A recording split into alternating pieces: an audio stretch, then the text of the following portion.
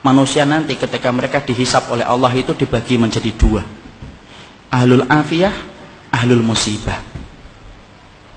Ahlul afiyah itu siapa? Orang yang jarang diuji dengan sakit, orang yang jarang mendapatkan ujian dalam kehidupan, jarang mendapatkan kesempitan. Namanya apa? Ahlul afiyah. Ada yang kedua, ahlul musibah. Ahlul musibah itu siapa?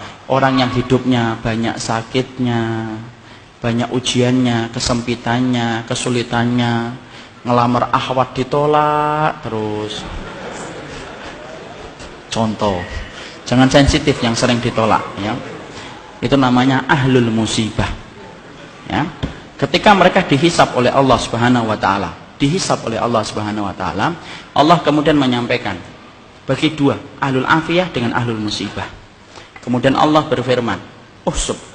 Hisab itu ahlul afiyah, ahlul musibah dulu. Ahlul musibah kemudian dihisap oleh Allah lebih dulu. Para malaikat menghitung satu persatu perbuatannya dan menghitung bagaimana ujian yang dia rasakan dalam hidup ketika bersabar.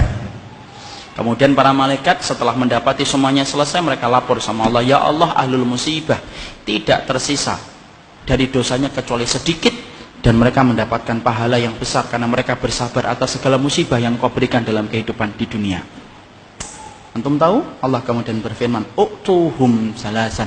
Kasih mereka 3 perkara. Khairan, manzilah, dan afiyah. Khairan, beri mereka kebaikan. Kebaikan kalau di akhirat apa? Surga.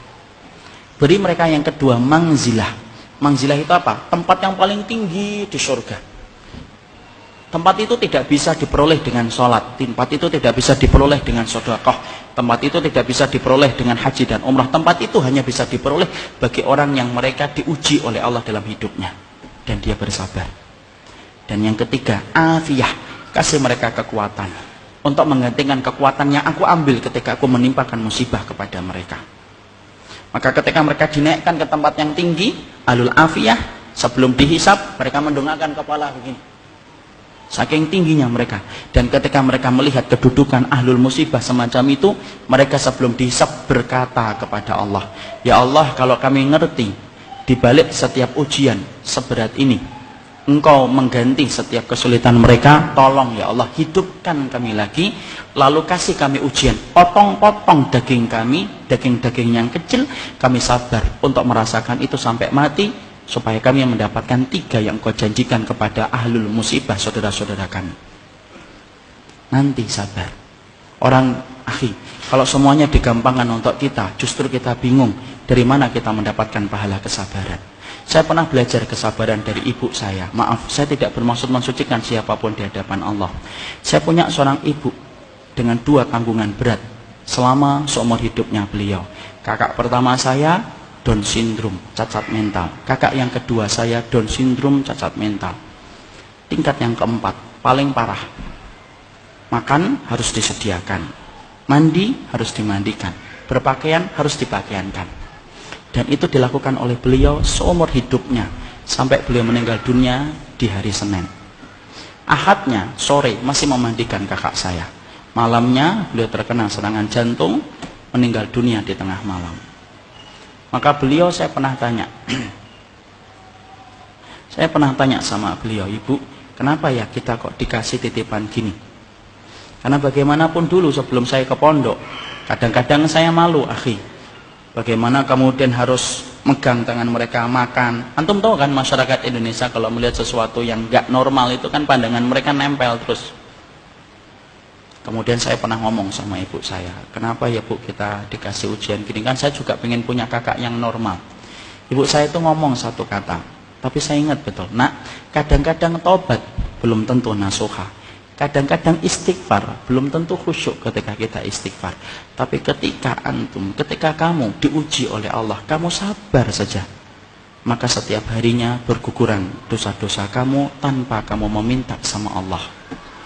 Orang yang hari ini diberikan ujian, sabar, moga-moga menjadi ahlul musibah, tapi kelak akan mendapatkan pahala terbaik di sisi Allah.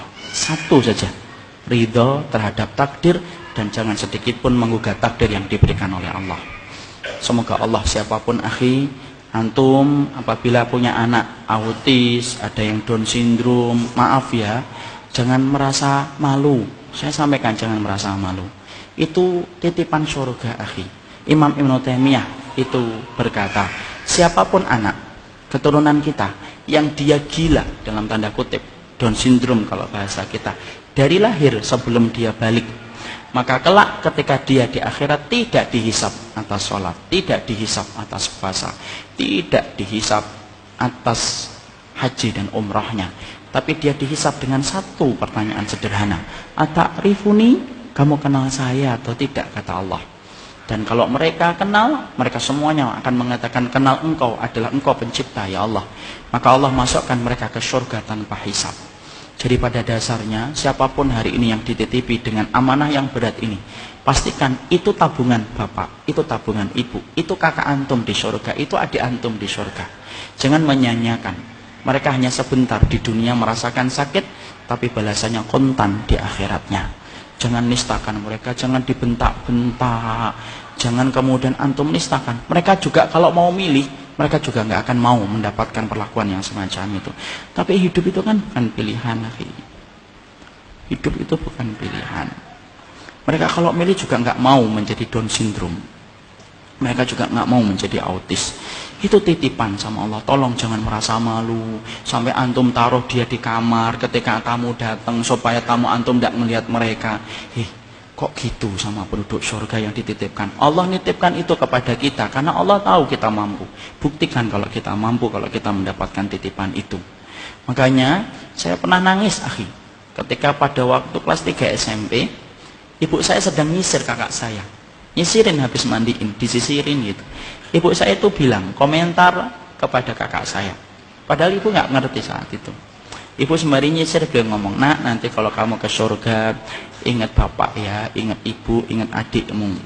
Kamu sabar, kamu harusnya laki-laki itu memangnya di luar, punya motor, punya hobi. Tapi kamu cuma di rumah saja, sabar ya nak, kamu akan mendapatkan surga. Kakak saya laki-laki tidak paham, dia cuma megang-megang kepala ibu saya tok. Itulah titipan. Ada yang pasti dititipin dengan itu. Jangan pernah merasa malu. Mereka itu penduduk surga, cuma dititipkan sebentar untuk kita. Barakallahu fikum. Semoga kita kalau menjadi ahlul afiyah yang mendapatkan ridhanya Allah.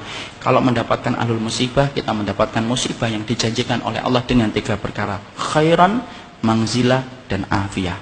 Subhanakallahumma wa bihamdika asyhadu an la ilaha illa anta astaghfiruka wa atubu ilaik. Assalamualaikum warahmatullahi wabarakatuh.